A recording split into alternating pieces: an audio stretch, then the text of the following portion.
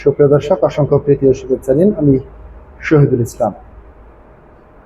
প্রিয় দর্শক, আজকে যে বিষয়টি নিয়ে কথা বলতে চাচ্ছি, প্রধানমন্ত্রীকে ঢাকার বাইরে রাত্রি যাপন না করতে কর্নেল অলি আহমেদ বীর বিক্রমের পরামর্শ।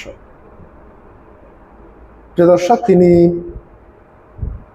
বর্তমানে 11 দলীয় জোটের সঙ্গে রয়েছেন। তার দল এলডিপি সহ তিনি 11 দলীয় জোটের সঙ্গে রয়েছেন। 11 দলের বিভিন্ন কর্মসূচিতে তিনি বক্তব্য দিচ্ছেন। হঠাৎ করে তিনি একজন বিরোধী দলের 11 দলীয় জোট যেটি রয়েছে সেটি সরকারের বিরোধী দলের ভূমিকা পালন করছে। সেই বিরোধী দলে থাকার পরেও তিনি কেন প্রধানমন্ত্রীকে ঢাকার বাইরে রাত্রি যাপন না করতে নিষেধ করেছেন?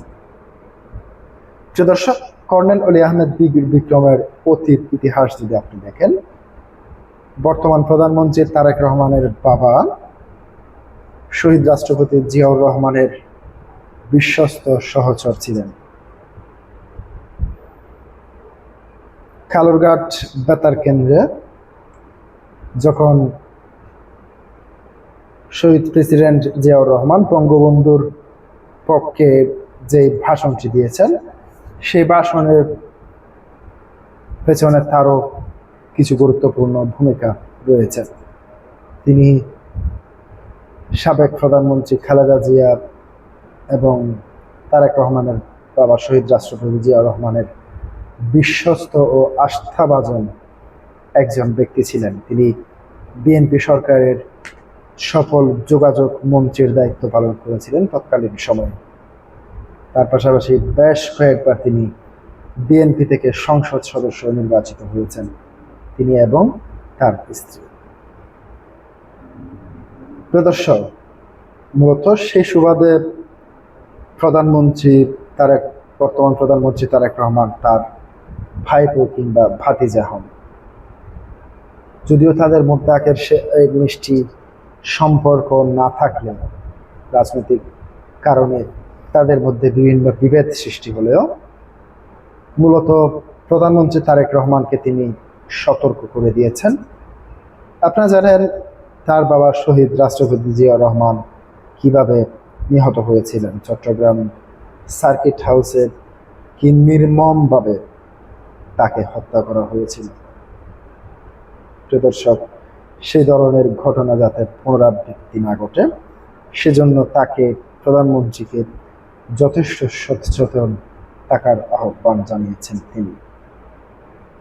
তিনি তার বক্তব্যে কি বলেছেন? এলডিপির চেয়ারম্যান কর্নেল অলি আহমেদ প্রধানমন্ত্রী তারেক রহমানকে রাষ্ট্রীয় দায়িত্ব পালনের ক্ষেত্রে সর্বোচ্চ সতর্ক থাকার পরামর্শ দিয়েছেন। বুধবার 8 জুলাই দুপুরে রাজধানীতে ডিপ্লোমা ইঞ্জিনিয়ার্স ইনস্টিটিউশন মিলনায়তনে 11 দলীয় জোট আয়োজিত এক সেমিনারে তিনি বর্তমান রাজনৈতিক ও নিরাপত্তা পরিস্থিতি নিয়ে গুরুত্বপূর্ণ এই মন্তব্য করেছেন।